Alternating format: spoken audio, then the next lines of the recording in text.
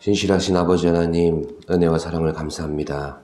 이 새벽 단잠 깨워주셔서 아버지 앞에 또한 기도의 자리로 나오게 하시니 그것을 기억하며 주의 말씀 앞에 삶을 드리는 귀한 시간 되게 하여 주시옵소서. 예수님의 이름으로 기도드립니다. 아멘. 찬송가 383장입니다. 눈을 들어 산을 보니 어디서나 전지지은 주 하나님 나를 도와주시네. 나의 발이 실족 않게 주가 택한 백성 항상 지켜 길이 보호하시네. 도우시는 하나님이 내게 그늘 되시니 낮의 해와 밤의 달이 너를 상치 않겠네. 내게 화를 주지 않고 혼을 깨워하시며 너의 출입 지금부터 영영 인도하시리. 아멘.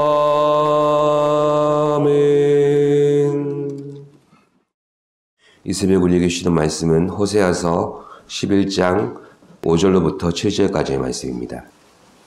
제가 봉독하겠습니다. 그들은 애굽 땅으로 되돌아가지 못하겠거늘 내게 돌아오기를 싫어하니 아수르 사람이 그 임금이 될 것이라. 칼이 그들의 성읍들을 치며 빗장을 깨뜨려 없이 하리니 이는 그들의 계책으로 말미암음이니라. 내 백성이 끝끝내 내게서 물러가나니 비록 그들을 불러 위에 계신 이에게로 돌아오라 할지라도 일어나는 자가 하나도 없도다. 아멘.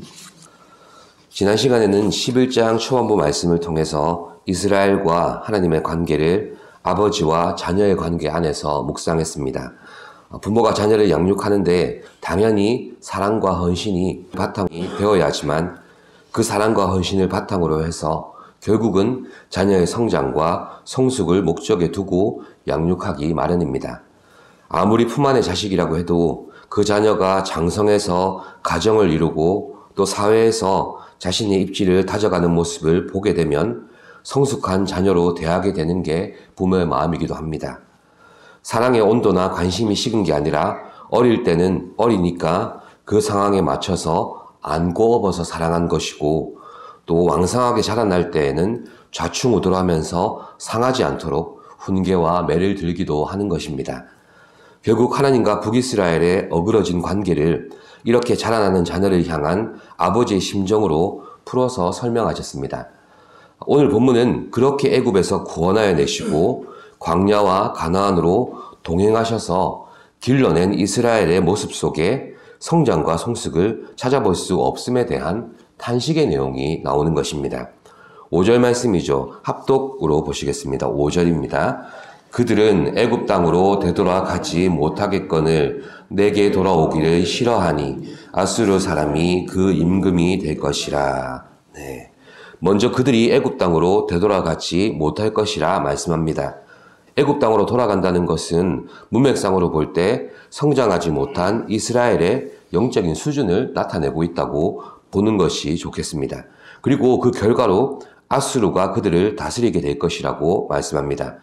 그런데 애굽으로 돌아가지 않더라도 아수르에 멸망당한다고 하니 그들이 어떤 선택을 하더라도 비참한 형편에 이르게 될 것이 분명하다는 말이 됩니다.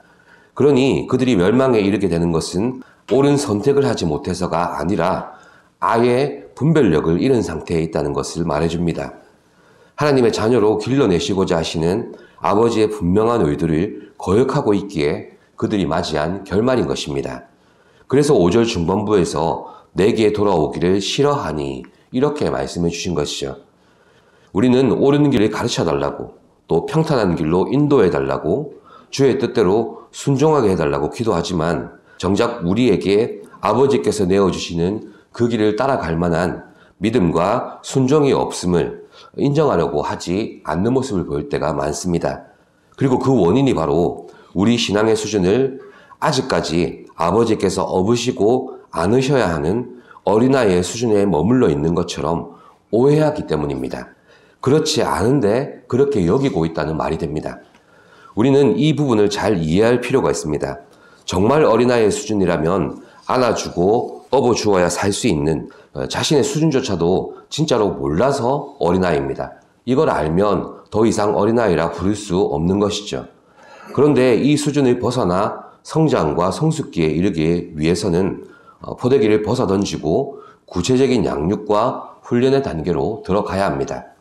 그런데 이스라엘은 애굽과 아수르라는 선택지를 두고 고민하면서도 그 가운데 자신들을 길러내시는 하나님은 안중에도 없습니다. 여전히 자기 마음대로 살려고 했기 때문입니다.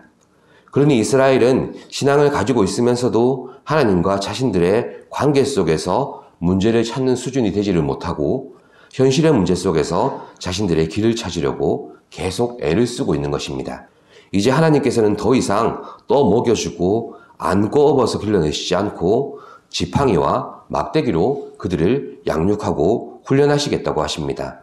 더 이상 어린아이일 수 없는 이스라엘이 어린아이의 신앙을 고집하고 있으니 애굽일까 아수르일까 하면서 분별력을 잃어버리게 된 것입니다. 그래서 이스라엘이 더 이상 본능과 욕망대로 살 수 없도록 포대기 대신 막대기로 길을 인도하시는 것입니다. 6절에 그 막대기가 나옵니다. 6절 말씀 합독하시겠습니다. 칼이 그들의 성읍들을 치며 빗장을 깨뜨려 없이 하리니 이는 그들의 계책으로 말미암음이니라. 그렇습니다. 결국 하나님의 뜻을 분별하지 못하는 진짜 어린아이의 신앙도 있지만 그 뜻을 알면서도 순종하려 하지 않는, 그래서 계속 어린아이이길 원하는 신앙도 있는 것입니다. 그런데 하나님께서는 이 두 가지 어린아이의 신앙에 전혀 다른 반응을 보여주십니다. 진짜 어린아이의 신앙 수준이라면 하나님께서 주시는 은혜와 보호하심 그대로 누리는 것이 그 수준에 맞게 성장할 수 있는 유일한 방법이 됩니다. 하지만 어린아이이기를 원하는 신앙 수준이라면 하나님은 이것들 대신 막대기를 들어서 분명히 말씀해 주십니다. 하나님 아버지께로 돌아오라고 말입니다. 혹시 여러분 안에서 간절히 소망하며 또 마음으로 소원하며 믿음으로 간구함에도 불구하고 이루어지지 않는 일들에 대한 그런 목마름들을 가지고 계십니까? 그렇다면 분별하셔야 되겠습니다. 사도 바울이 가졌던 육체의 가시 같은 것으로 여기시기를 원합니다. 이 가시로 인해서 한숨과 탄식을 내뱉으며 나와 세상과 타인을 등지며 살아갈 것인지, 아니면 하나님의 은혜의 도구로 여겨서 나를 하나님께 붙들어매는 사랑의 줄로 삼을 것인지를 선택하시기를 원합니다. 사랑하는 성도 여러분, 하나님께서 우리를 자녀 삼으셨다는 말은 세상에 영향력 있고 존귀한 자가 아니라 우리로 하여금 하나님의 뜻을 이루시고자 부르셨다는 말입니다. 우리의 선택지는 애굽도 아니요 아수르도 아닙니다. 오직 우리를 택하여 자녀 삼으신 아버지의 뜻을 이루는 것입니다. 우리를 통해 아버지의 뜻을 이루시기 위해 우리를 또한 거룩하게 빚으시기를 원하십니다. 그리고 아픔이 느껴지고 고통을 경험하며 슬픔을 당하게 되시거든 그때 안심하시기를 원합니다. 하나님이 지금 우리보다 10,000배, 억만 배 강하신 의지와 사랑으로 저와 여러분을 빚어내고 계심을 고백하시기를 원합니다. 아무쪼록 한 해의 끝과 시작이 거의 맞닿아가는 이 새벽, 하나님의 막대기와 가시를 헤아려서 우리의 영적인 성장과 발돋움을 위해서 도약하는 여러분 되시기를 간절히 기도드립니다. 살아계신 아버지 감사합니다. 어린아이와 같은 신앙의 모습을 보이는 우리의 모습을 발견하게 하시니 감사합니다. 정말 어린아이의 수준이 아니라 어린아이와 같기를 원하고 여전히 아버지의 품 안에서 누리는 것, 은혜만 원하고 살아가는 우리의 모습이 또 있음을 돌아보니 감사합니다.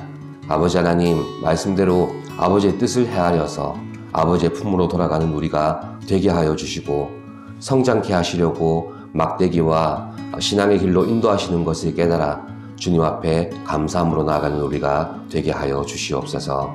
감사드리며 예수님의 이름으로 기도드립니다. 아멘. 하늘에 계신 우리 아버지, 아버지의 이름을 거룩하게 하시며 아버지의 나라가 오게 하시며 아버지의 뜻이 하늘에서와 같이 땅에서도 이루어지게 하소서. 오늘 우리에게 일용할 양식을 주시고 우리가 우리에게 잘못한 사람을 용서하여 준 것 같이 우리 죄를 용서하여 주시고 우리를 시험에 빠지지 않게 하시고 악에서 구하소서. 나라와 권능과 영광이 영원히 아버지의 것입니다. 아멘.